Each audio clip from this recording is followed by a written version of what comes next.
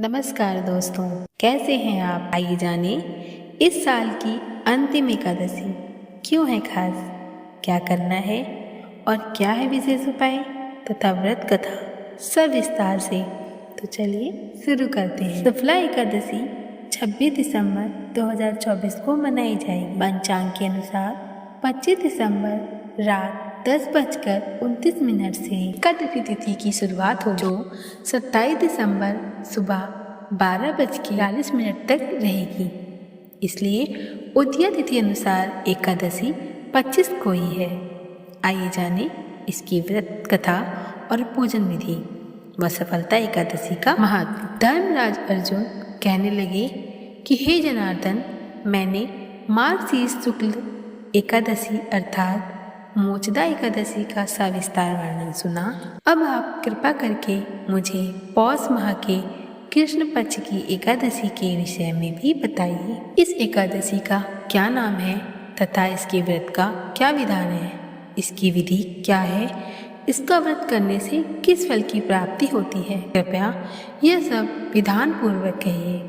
तब श्री कृष्ण ने कहा, पौष माह के कृष्ण पक्ष में आने वाली एकादशी को सफला एकादशी कहा जाता है। इस एकादशी के देवता श्री नारायण है। विधि पूर्वक इस व्रत को करना चाहिए। जिस प्रकार नागों में शेष नाग, पक्षियों में गरुड़, सब ग्रहों में चंद्रमा, यज्ञ में अश्वमेघ और देवताओं में भगवान विष्णु श्रेष्ठ हैं, उसी तरह सब व्रतों में एकादशी का व्रत श्रेष्ठ है। जो मनुष्य सदैव एकादशी का व्रत करते हैं वे मुझे परम प्रिय है। इसका महत्व मैं तुम्हें बताता हूँ, ध्यान पूर्वक सुनो। हे धर्मराज, मैं तुम्हें स्नेह के कारण तुमसे कहता हूँ कि एकादशी व्रत के अतिरिक्त मैं अधिक से अधिक दक्षिणा पाने वाले यज्ञ से भी प्रसन्न नहीं होता हूँ। अतः इसे अत्यंत भक्ति और श्रद्धा से युक्त होकर करना चाहिए। हे राजन, द्वादशी पौष कृष्ण एकादशी का महत्व तुम एकाग्रचित होकर सुनो। चंपावती नगरी में एक महिष्मान नाम का राजा राज करता था। के 4 पुत्र थे। उन सब में लुम्पक नाम का बड़ा पुत्र राजपुत्र महापापी व पापी, सदा पर स्त्री और वेश्यागमन तथा दूसरे बुरे कर्मों में अपने पिता का धन नष्ट कर दिया करता था। सदैव ही देवता, ब्राह्मण, वैष्णवों की निंदा किया करता था। जब राजा को अपने बड़े बेटे के ऐसे कुकर्म का पता चला तो उन्होंने उसे अपने राज से निकाल दिया। तब वह विचारने लगा, कहाँ जाऊँ, क्या करूँ। अंत में उसने चोरी करने का निश्चय किया। दिन में वह वन में रहता और रात्रि को अपने पिता की नगरी में चोरी करता तथा प्रजा को तंग करने और उन्हें मारने का कुकर्म करता। कुछ समय पश्चात सारी नगरी भयभीत हो गई।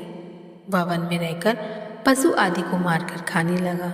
नागरिक और राज के कर्मचारी उसे पकड़ लेते, किंतु राजा के वैसे छोड़ देते थे। वन में एक अति प्राचीन विशाल पीपल का पेड़ था। लोग उसकी भगवान के समान पूजा करते थे। उसी वृक्ष के नीचे वह महापापी लुम्पक रहा करता था। इस वन को लोग देवताओं की कीड़ा स्थली मानते थे। कुछ समय पश्चात पौष कृष्ण पक्ष की दशमी के दिन वह वस्त्रहीन होने के कारण शीत के चलते सारी रात्रि सो नहीं सका। उसके हाथ पैर अकड़ गए। सूर्योदय होते होते वह मूर्छित हो गया। दूसरे दिन एकादशी को मध्याह्न के समय सूर्य की गर्मी पाकर उसकी मूर्छा दूर हो गई। गिरता पड़ता वह भोजन की तलाश में निकला। पशुओं को मारने में वह असमर्थ था, अतः पेड़ों के नीचे गिरे फल उठाकर वापस उसी पीपल वृक्ष के नीचे आ गया। उस समय तक सूर्यदेव अस्त हो चुके थे। वृक्ष के नीचे फल रख कर कहने लगा, हे भगवान, अब आपको अर्पण है ये फल। उस रात्रि को दुख के कारण रात्रि को भी नींद नहीं आई कि इस उपवास और जागरण से भगवान अत्यंत प्रसन्न हो गए और उसके सारे पाप नष्ट हो गए। दूसरे दिन प्रातः एक अति सुंदर घोड़ा उस अनेक सुंदर वस्तुओं से सजा हुआ उसके सामने आकर खड़ा हो गया। उसी समय आकाशवाणी हुई कि हे राजपुत्र, श्री नारायण की कृपा से तेरे पाप नष्ट हो गए हैं। अब तू अपने पिता के पास जाकर राज्य प्राप्त कर।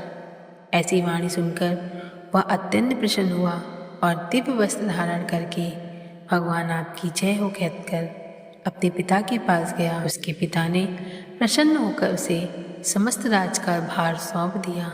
और स्वयं वन के रास्ते चल दिए। अब लूम्पक शास्त्रानुसार राज करने लगा।